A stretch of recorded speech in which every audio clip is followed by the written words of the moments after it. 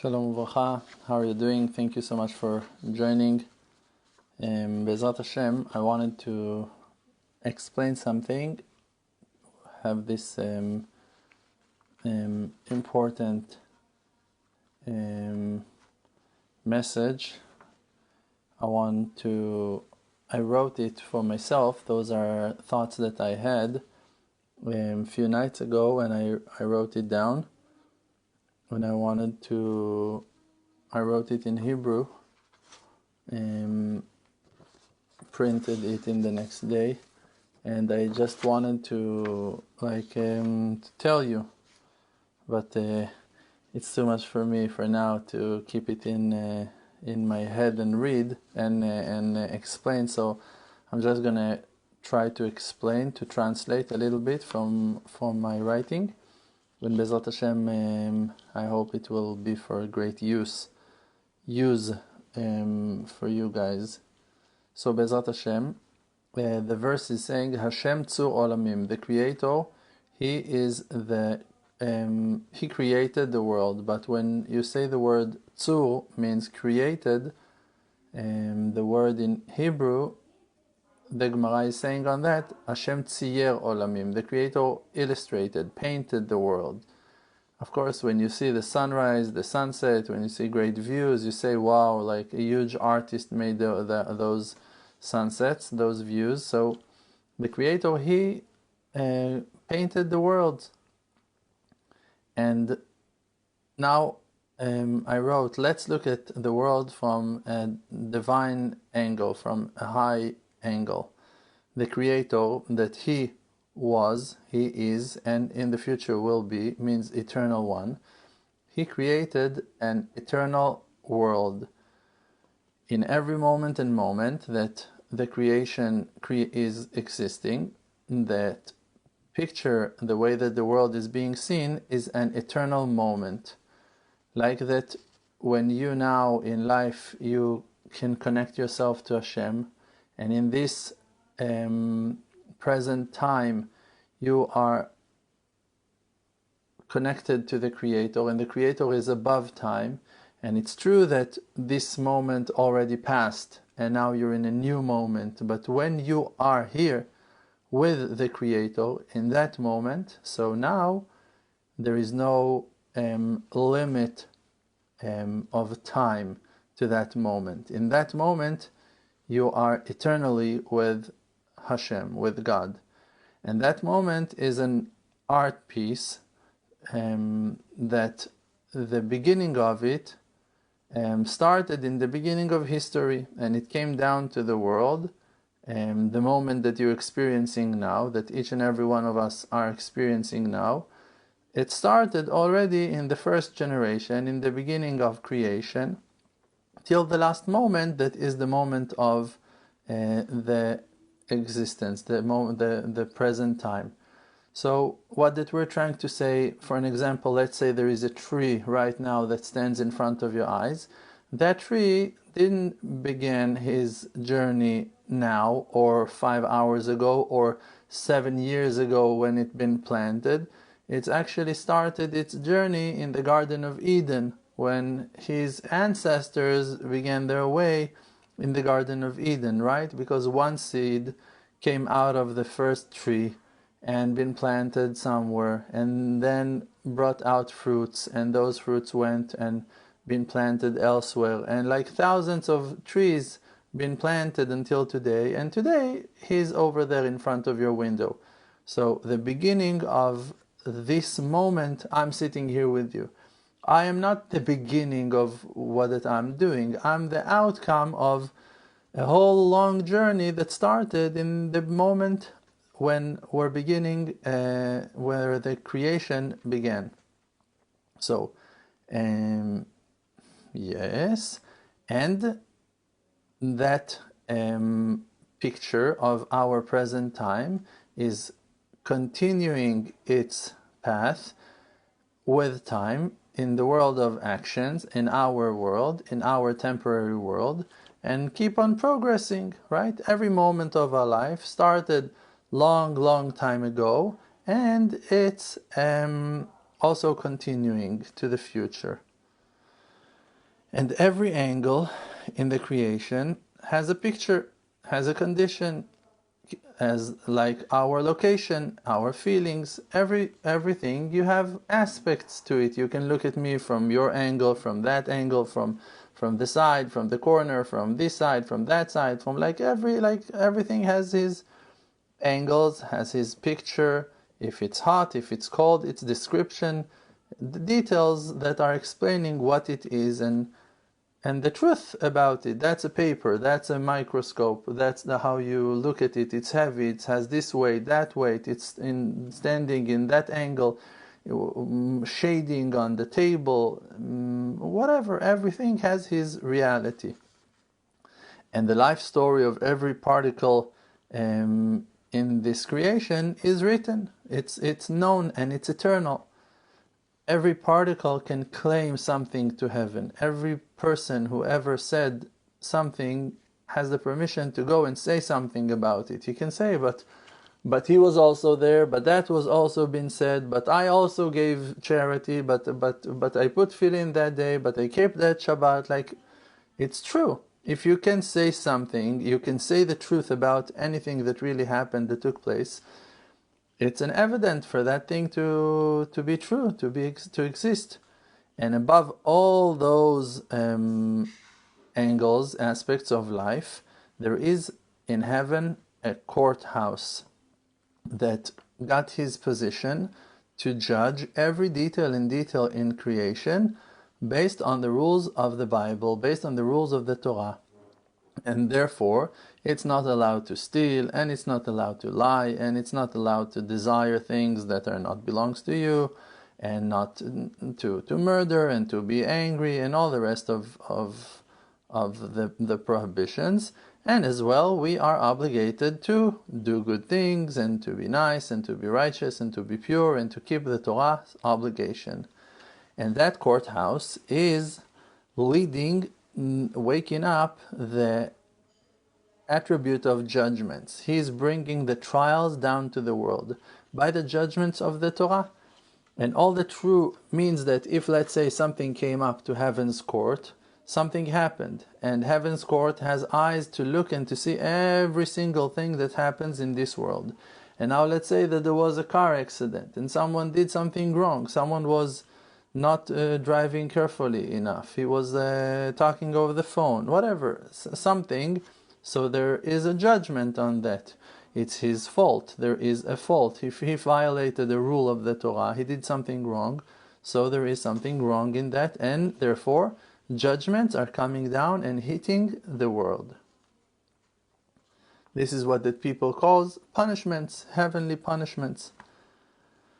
And all the righteous people of every generation and generation are judging themselves because they're learning Torah. And while they're learning Torah and learning the words of the sages on every verse and on every word that is written, and they are looking for ways how to make the life of human better and to sweeten the judgment and to cancel the judgments, and their intention and main mission is to show the Creator that He should reveal His mercy on His children. This is the work of the righteous ones, that they are learning the Torah and finding ways how to explain to the Creator, how to explain to heaven's court that the people are not so guilty.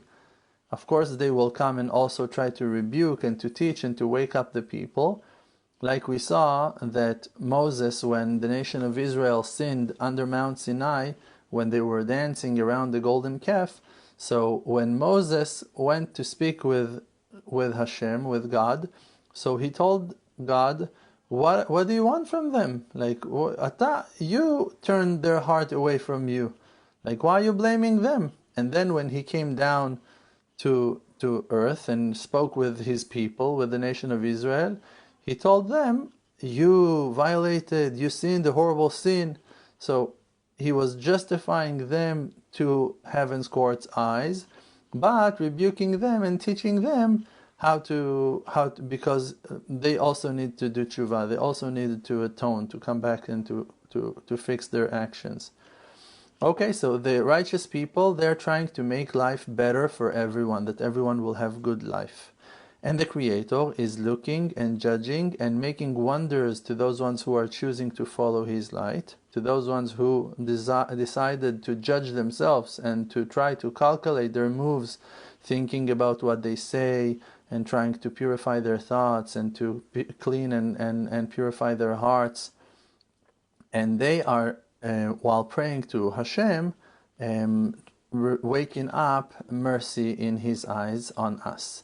And also every cry of every baby in the world is tearing the sky to pieces, means that every good act and thought and word, positive good words of a person, is waking up the mercy in heaven's court.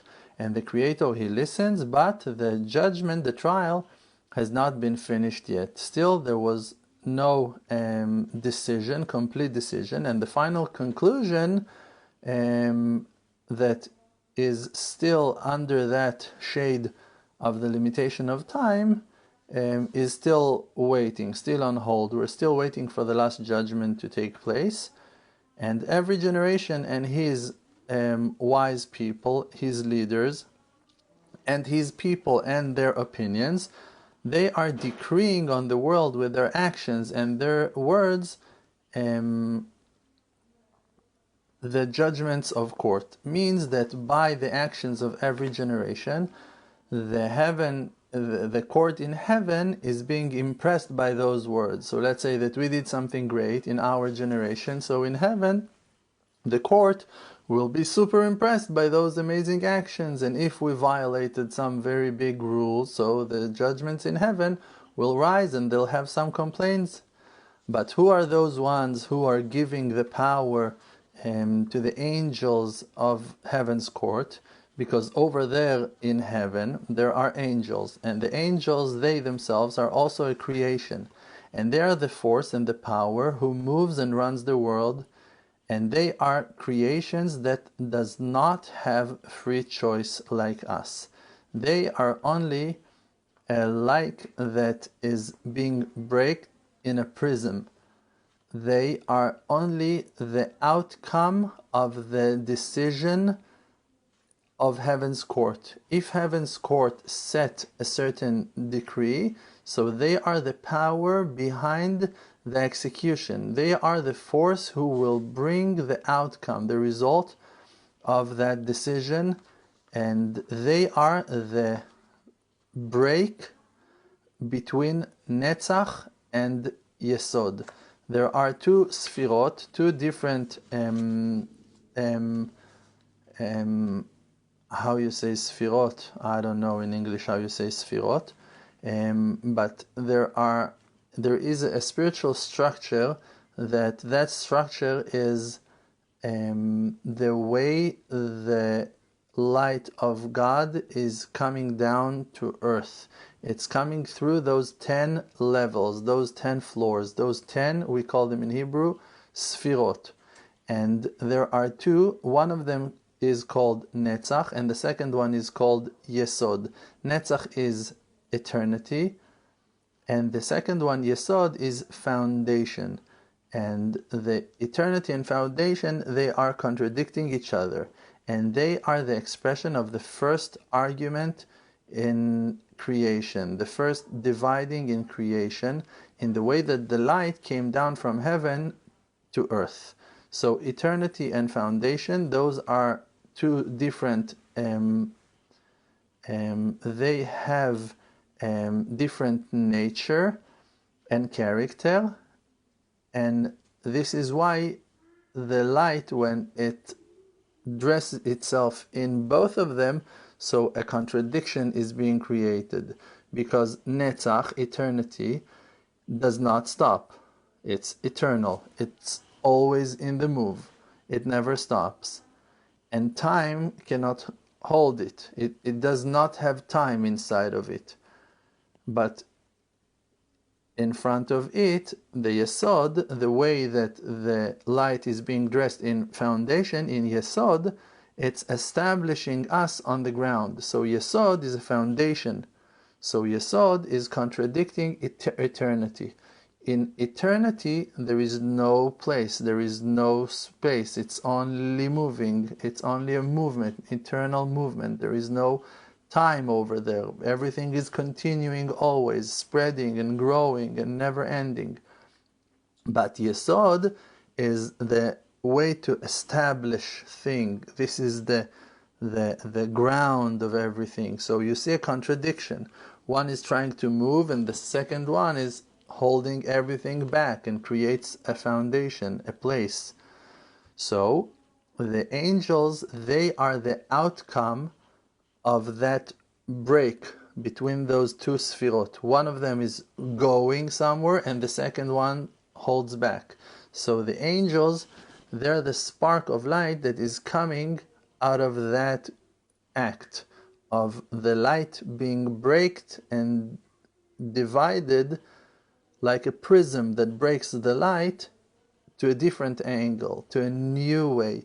And that is what it is called Hod. This is the third Sefirah that stands between Netzach and Yesod.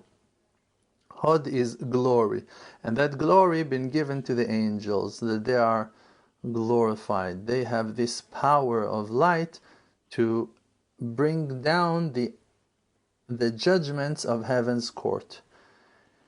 But the power to decide never been given to those servants of heaven, to the angels. They're only the ones who are keeping the will of heaven, and they are only the outcome that been created to the world. And like that, the light is being braked in that prism that we spoke about, and we can see all the colors of the rainbow that exist. Like that, when that prism of the midah of Yesod, of foundation, set a place to establish the land at, in the moment that that Sefirah, that is called Yesod, stopped and took one step back and created the world, and the light is being braked in that moment because it's contradicting Netzach, eternity. So the result, the outcome of that break is a place that in that place you have will and desires and places to hide in, and the land is that reflection of the heavenly court. When that heavenly court takes a decision, so he creates a foundation, because that psak, that decision to stop, to create, to decide, is breaking eternity, the movement of eternity, and it's a decree, so it's coming down, and it creates a place that is the reflection of the light that is breaking. And that's exactly what that happens when that's the world, that's the reflection. The reflection means the reality of our world, that now the temperature is so and so, and that the sky looks in those colors, and that the leaves are standing in that position, and that person just crossed the street. Those are the colors of the rainbow. That is the outcome of the light being broken by the prism of the heaven's court. And that is an expression and clear language, and everything that takes place in the world as it is outside of us and in the same time inside of us, it's only a reflection of his wisdom, of the Creator's wisdom, and the judgments and the results of the courthouse judgments, and based on the rules of the Torah. And remember that every moment in our life is a creation on its own. Every moment is an eternal picture of the outcomes of all the occasions, of all the things that took place in every place, from every angle, of every creation that has been created in a moment, that in that moment the light been broke by that prism, by that courthouse that is separating eternity from foundation. And everything has its own color and amount and number, and there is an exact number of trees and doors and boys and girls and words that have been said, and every word is important, and every thought and every movement, everything is written and carved in history. And the angels, they are the engine who runs the world, the creation. But Someone gives life behind the scene of this creation, and that is the Creator. That really He is the one who is above everything that happens and takes place in the world. But the courthouse of heavens, of the world to come, of heaven, they are the one who set the decrees. Now, over there in heaven's court, there are people who are trying to pull to the right, and there are people who are trying to pull to the left. You have those ones who are criticizing and saying bad things, and you have those ones who are recommending and explaining the privilege and the merits of the world. And those ones who are judging favorably and learning the Torah in a wonderful way, those are the ones who sees the goodness of the heart of the creations, and they're explaining every day to people that there is good and that you should desire good. They are those righteous ones who are explaining the Torah, the Bible, as the revealing of the mercy of the Creator. And they're finding in the Bible, in the Torah, grace, and they're judging favorably in a pure way all the creations and the creation itself. And they are breaking the judgments and those judgmental people who are decreeing the bad and dark judgments to heaven's court. And the righteous ones, they are the ones who are sweetening and healing and waking up souls to stop sinning and come back to the Creator. And the land is being healed and the souls are being stronger, and those righteous ones are giving the power to the angels to sweeten all judgments with mercy when the heavens court is accepting their claims, the claims of the righteous ones. When the people on earth are talking words of Torah, they are actually, like we said, that everything that takes place here on earth is rising and being judged and being investigated and looked and checked in heaven's court. So when the righteous people are judging people favorably and doing good things and learning the Torah in a positive way of grace and kindness, so they are bringing all that grace up to heaven.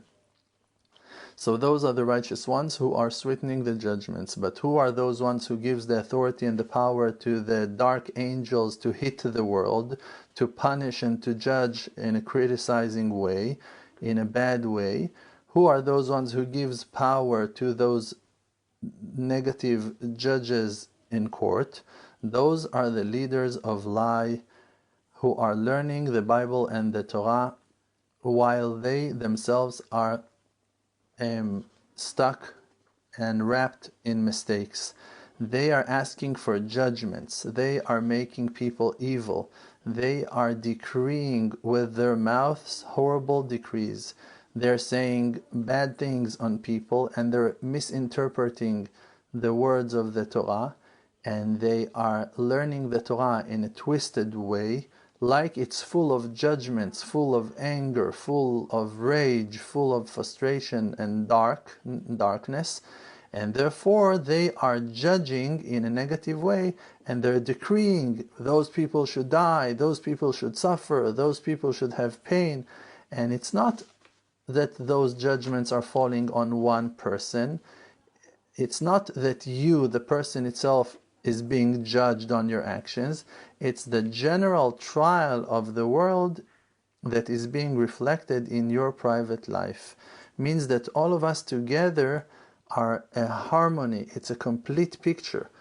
Leave your body, your individuality for a second, climb, and like we said in the beginning, like I said, we're going to look at the world from a higher angle, from a divine angle. Don't look at life out of your perspective. Look at it from the side. Realize that there is a world here, and the world is the outcome of history. And things that are taking place in your life are the reflection of the result of that fight, that battle between good and bad, the righteous good ones who are cleaning and purifying and cleansing, and those horrible leaders, those cowards who are only fighting and arguing and sabotaging and talking bad things and contradicting on the righteous, real, true, pure people who are trying to reveal kindness on the creations, that they are revealing the real true will of the Creator to benefit with all the creations. So those evil people, that their mind is twisted and they themselves are stuck in anger and frustration and fear, they're judging everyone to be like them. They think that everyone are cowards, they think that everyone are evil, they think that everyone are selfish and self-centered like them. And this is why they are arguing and they're fighting, and because they're using the Torah, and the Torah been given to us to use, so because they're using it even though they're not worthy, they're damaging and ruining and destroying the world in so many horrible ways. But the trial still been given to those, to the court, and there is a debate, there is an argument between the wise, real, righteous people to those people who are wrapped in lie. And this is why the Torah fell down to the ground, and the tablets has been break, and the prophecy stopped, and people are going and closing themselves with their fears, and most of the people forget the Creator and God, and this is how the world is falling to distraction. And everything that you do, if you do something good, so it goes up to heaven, and it's also joined to the scale. It comes to the positive side of the trial. And if someone is doing something wrong, so immediately it's being taken to the negative side, to the trial, as evidence. And in the future to come, the claims of the Messiah, though, will be the claims who will finalize the trial. And he, the Mashiach, that his name is Mashiach, he will be Messiach libo im bor'o. Mashiach is the same letters as the word Messiah. Mashiach is the name of the leader the king that will redeem us all, the Messiah. And the name Mashiach is a word that is saying Messiah is talking. He will talk his heart to the Creator. And while talking to God in his prayers and the way he learns and talk to his students and friends, he will convince and give good claims to the Creator that will be accepted in heaven's court. And he will say only righteous things, and the path will shine through him, and light of goodness and real true trials will come out of his mouth, and will sweeten and heal and rush in a good way and bring only good news to the world completely, and everyone will inherit only good, because he will find the right claims and arguments to explain that there is no reason to judge in a negative way, just only in a positive way. And that dimension of time that we know as the now, today, will change and will rise to be the time of redemption. Means that our current time will not be the moment that we're suffering, that we're like struggling, that we're dealing with. The trial will come down to the world that the redemption is supposed to come. So the present time of our days will all rise and shift to a place of redemption. And it will be the time of complete salvation of every point and point, every angle and angle.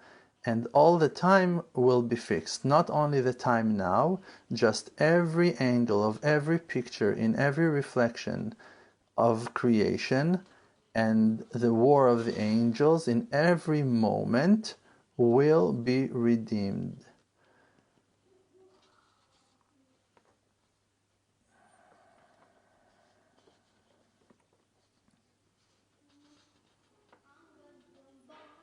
So when the Mashiach will go and open his mouth and will explain the way he sees life, so then in that moment the Creator will say the right psak, the conclusion, the right judgment and conclusion, that it's time to redeem the world. So this argument started thousands of years ago and still rolling, and the Mashiach will come and complete the debate, that argument, with his final speech, and he will convince the Creator to sweeten all judgments and to bring complete redemption to us. And all the time zones and all the places and all the eternal moments that you spoke about that took place in the past will be redeemed as well. Not only the current time, not only the redemption will not take place only now in the present time, it will also take place in history. Because like we said in the beginning, every moment of this creation is an eternal moment. We are experiencing the world under time's limit, but really time does not exist. It's only sunglasses, it's only a filter that we experiencing a short amount through those glasses to be able to contain it, but it's only because we are blocked in a body, stuck in a cell. But when we will rise, our souls will undress the body and we will see things from the divine angle, because wisdom will wash the world and we will be able to see it all at once. In that moment we will be above time, so time will not have no existence anymore, and place will not have no existence anymore. And even though that the redemption will take place in a certain place in time, in the current time, the angle that we will see things will be divine and higher, and we will see things from all angles in the same time to see everything that exists and ever existed before. And the redemption will heal and fix every moment, and every moment will be redeemed. Every moment will be redeemed. You will experience the redemption not only in your current time, in your current location, you will experience the redemption in every moment and every aspect of your being since the early beginning of history. And on that it's written, Chadesh Yamenu Kekedem, renew our life, our days, like that they were new in the beginning. All of our life, Chadesh Yamenu, renew all our days, all our history, Kekedem. I hope you understand what it means, Kekedem. Bless you.